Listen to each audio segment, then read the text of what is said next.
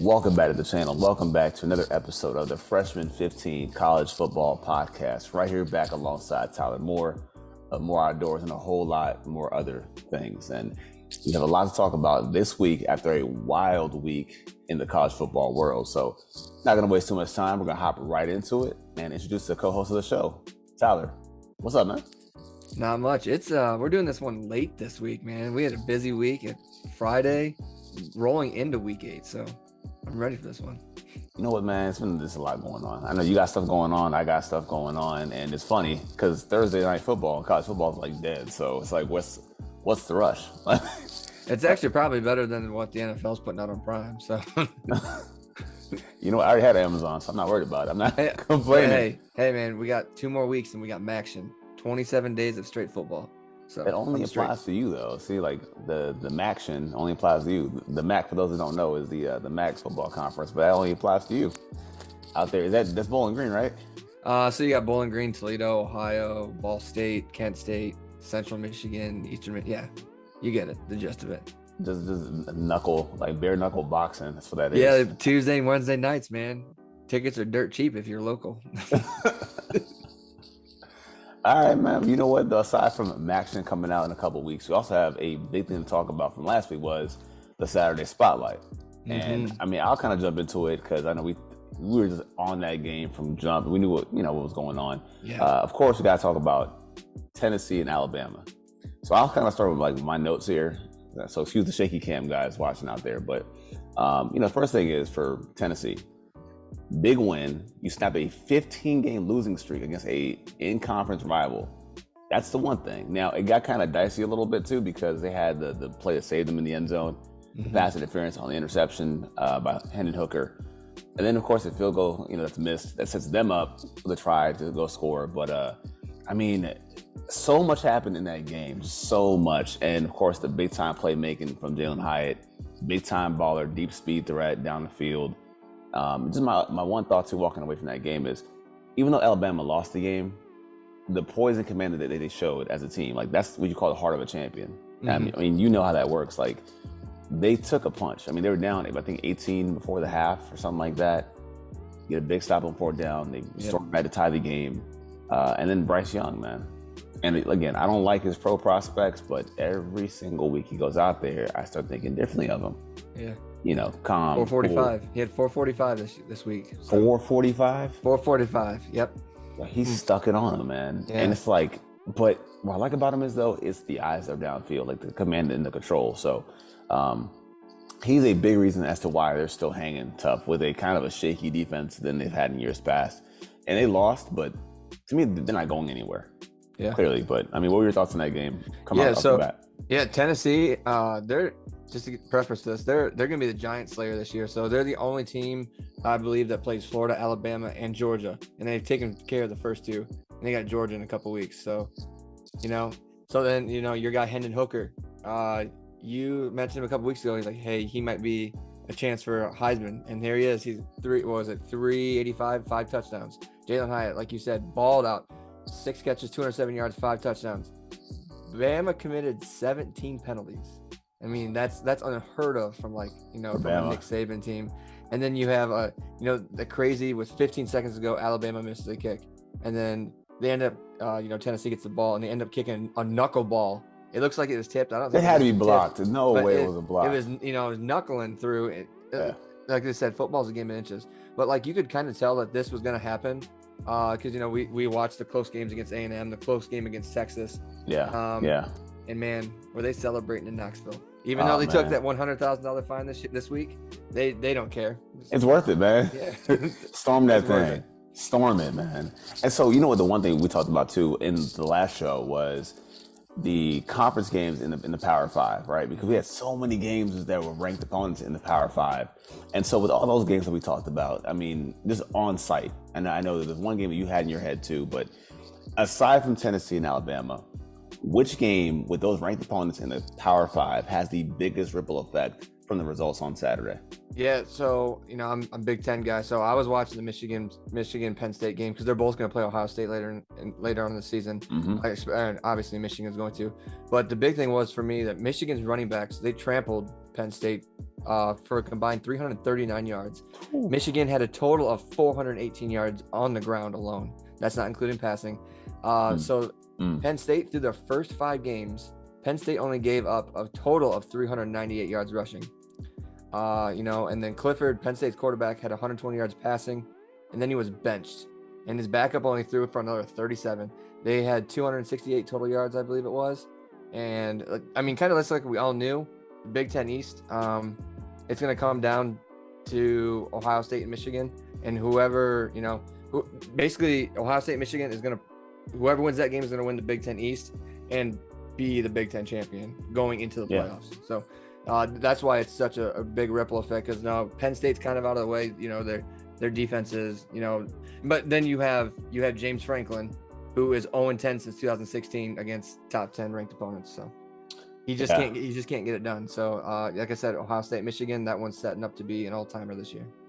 Yeah, I mean that's a big one, and I love Franklin, but you can't escape what the results say. And again, we talk about this whole thing, these collision courses in the conference, and this is what you want to see have happen. So that's a big one. But you had one pick from last week as well. That was, you nailed it. So hats off to you for hitting the upset special.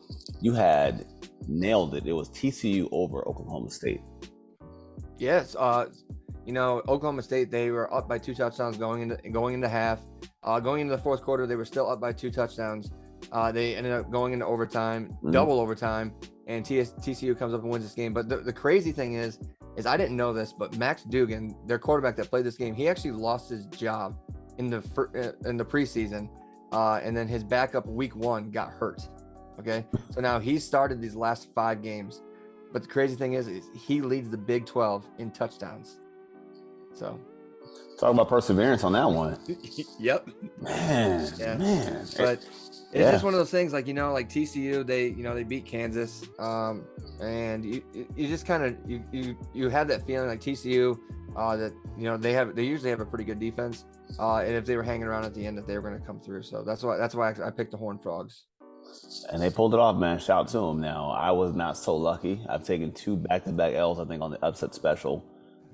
Thanks to you, LSU, last week, and now this week, Florida State. And so on the podcast last week, I talked about the ineffectiveness of the Florida State pass rush. And prime example, Florida State is up 7-0. They call it perfect blitz call on DJ. And the guy comes in clean. Just can't bring him down. DJ, shout out to him, eyes downfield, hits a wide open guy down the sideline, and they tie the game. And from that point on, I think early in that game, that was the turning point. Like from that point on, it went downhill quickly because you had the fumble by Jordan Travis at the end of the half. They scored a touchdown. Then you had the kickoff by Shipley, again, scored a touchdown. From that point on, it became just them playing catch up with Clemson, and they couldn't hang. It was just like done. So Florida State, I think, could have had better chances in that game. They ran the ball okay also, but the mistakes were just too much to overcome, and they lost that one. And then for our one of my favorite segments, man, who hurt themselves the most last week? I'm going to go ahead and take the baton from this one real quick. And I think you know who it is too. Might match up on this one. But no doubt in my mind, it's got to be the Trojans, right? Yeah, that's what I put. Yeah. And Trojans. I'll let you have it. So I'll run it real quick. You go. You're good. You go. Yeah. All right. So we were on this kick, right, about them being on this crash course with UCLA. And by the way, could still happen. They probably likely will meet in the top 10. We're hoping. But I thought they had a good spot to solidify themselves as that team here in the CFP as we get closer to November. Plus, we talked about maybe Lincoln Riley coming from the throne early in his tenure, seeing what they could do. But that loss makes them fall back some. And a lot of credit to Utah. I know Utah, we talked about them a lot on the show. I have with their players, Cam Rising, Tavion Thomas. But to have the guts to go for that 2-point conversion in that spot and then get it. But looking at the Trojans, though, if you look at them real close, they have been also kind of suspect, similar to Alabama, a little bit suspect. Yep. Consider the game with Oregon State, Washington State. There's still time for them, but I look at them, especially the defense, kind of funny after losing that game. Yeah, it's basically the same thing that I put for this. Like you said, we talked about it. Pac-12 frontrunners and USC. So that was my biggest losers.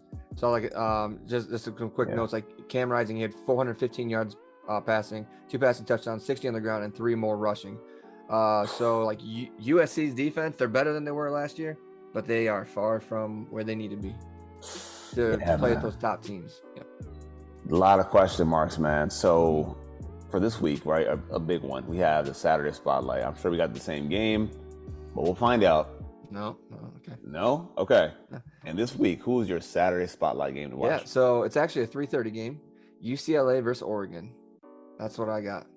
So I think their number, is that what you took? Yeah. No, dog. I thought no. Man, I thought for sure you were gonna take Syracuse Clemson because they're both undefeated. That's your guy. So. No. Take it. Run it. All right. So I got UCLA, Oregon. You know, after Ducks getting thrashed week 1, can the Ducks put themselves back in the driver's seat? That's it. And can UCLA roll another Pac-12 opponent in hopes of the showdown in LA with USC, or are we playing musical chairs again? That's what it is too, man. And it's funny, right? So way back in the day, this is like years ago. And listen, I hate Colin Cowherd. I really do. But 10 years ago, the guy was in his bag. And the one thing he said with me when it comes to college football that's always stuck with me is this. He said, do not overreact to week 1 and how you lose, because you can always bounce back and find your way back in the thick of it. And that's Oregon, right? Like, we laughed them off on the show. We mocked them. We just clowned them for getting smashed by Georgia week 1, but they recovered. Maybe not the best competition, but here they are. So now you have them coming in with Chip Kelly playing his old team, and they got the firepower. I mean, you got Zach Charbonnet, you got Dorian Thompson-Robinson. To me, for this game, that's why I think we both picked the same game. It gets no better this week, in my opinion. This is the game to watch to me. This is the one that you want to look at. Last week, we got a treat with Alabama and Tennessee. That was a treat. Yeah. You got another one this week. This is a big game too. So you want that game to keep on the edge of your seat, keep the beers in the fridge, maybe keep the kids out of the house for this one.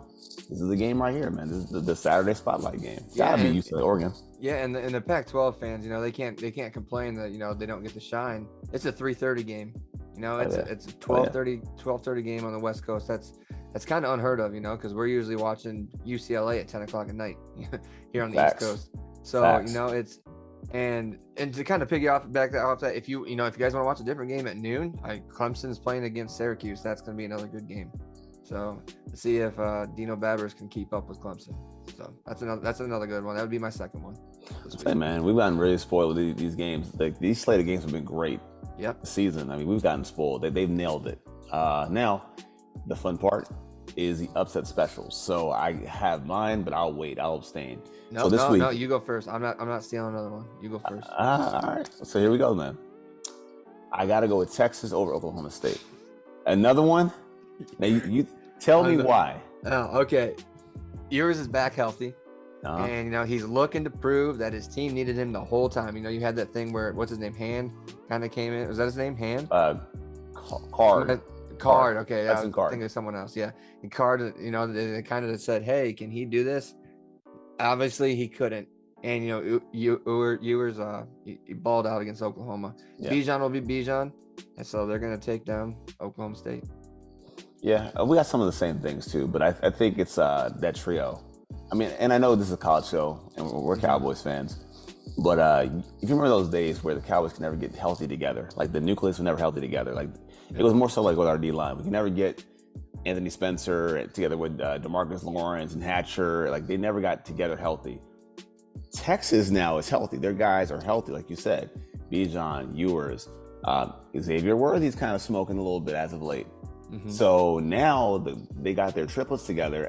I think that's a good spot. And I almost feel bad for OK State, because now you're playing a team that's a lot of people think should be way up higher.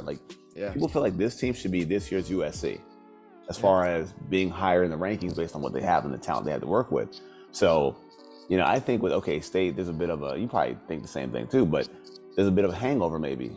Losing to TCU in a game that you had under control. And then I wonder how a guy like Spencer Sanders bounces back. I mean, he didn't pass the ball that well last week, and it wasn't very good at all. I feel like this is the one where if they start scoring early, like USC, you start smoking and cooking. I mean, look at it this way: you want them to play with the lead, okay, but that means you're handing the ball to Bijan Robinson. Mm-hmm. You're gonna die one way or the other. So I feel like to me it's a upset special based on the rankings, but not really an upset because I feel that confident, and I'm sure you do too, about Texas handling their business against Oklahoma State. Yeah.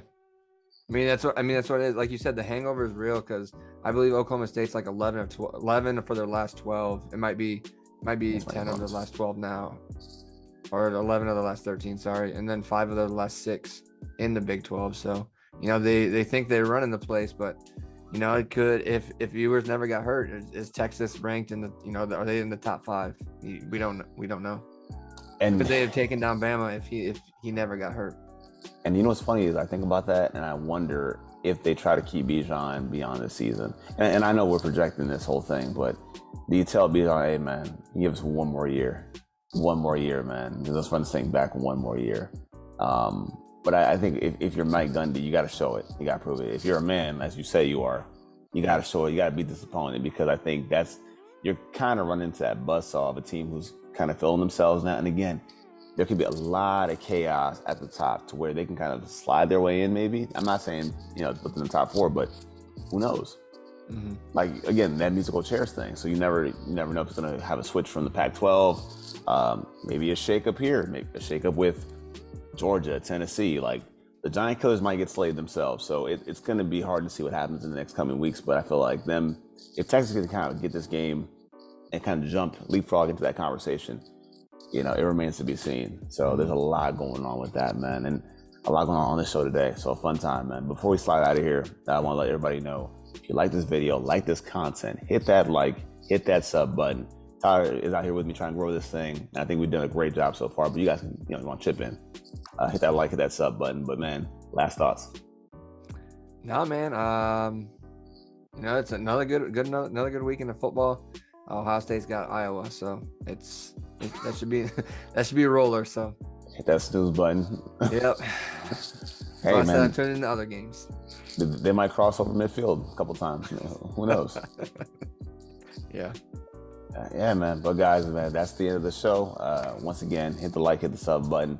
I'm LP Cruz. Once again, for my co-host Tyler Moore, this has been the Freshman 15 podcast. All right. Peace. Peace.